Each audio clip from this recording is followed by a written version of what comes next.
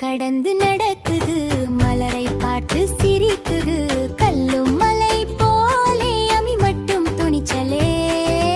அமி அமி போ போ போ, புது நண்பன் வந்துட்டோ, பறவையும் அமியும் சேர்ந்து நல்ல நண்பர்களாச்சோ. மேலே இருந்து பறவை சொன்னது ஹலோ அமி என்றழைத்தது, நீ சின்னவன் காணமும் ரொம்ப துணிவாயிருக்கிறே.